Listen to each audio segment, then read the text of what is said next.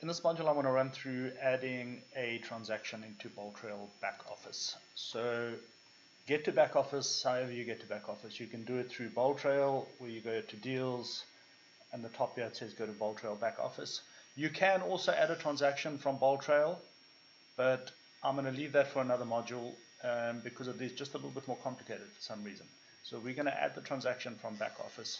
Also, I know a lot of you guys don't always use Bolt.Trail front end, but it's there if you need it. So you'll land where you land in Backoffice. You can also just log directly into Backoffice. So I want to go to transactions. You see up here, I want to go and create a transaction now. So we're talking now if I'm representing the landlord as a seller or as a landlord. So if I'm representing the landlord or the seller, right? Sorry, that was a bit confusing, but you understand what I'm saying. So in other words, we have the listing, and now we're going to create the transaction. So click on create transaction. Because we have the listing, we know the MLS number. We're going to click on there. Just like so I'm going to put in one of our listings, and then you search, and see it's brought up the property here. Click on select. So it partly populates the transaction already. We then these top three we adjust. So what is it? It is a traditional sale or rent lease. In this case, let's say it's a sale. Status is active because we actually have the listing, so it's valid and it's a real deal. And we are representing, as we know, the seller. The seller is the same as the landlord.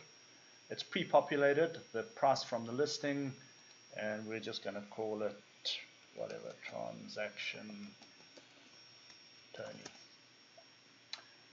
We don't need to do anything with additional fields. We just go next.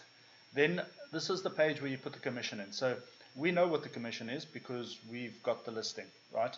So over here it says you can put the commission in one of several ways: percentage of price sold or actual dollar amount, which you would normally do for a lease agreement. So we're going to stick with percentage of price sold. The total commission is 5%. We know this because we negotiated the listing. So whatever it is, 4%, 6%. Listing side agent, buying side agent. In a modern day and age, it's not always guaranteed that the seller is going to give buying side commission. So we will know this because we will have negotiated this.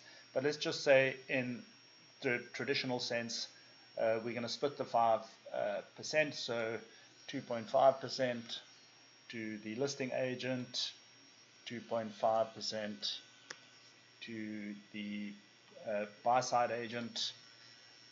Then you add yourself if you're not automatically added. I have everyone on here, so this might be a step you guys don't need to do. Add the agent. Go next. Now I need to put the seller in because we are representing someone. We have a listing. We know who this person is. So I'm just going to put in Mr. Seller.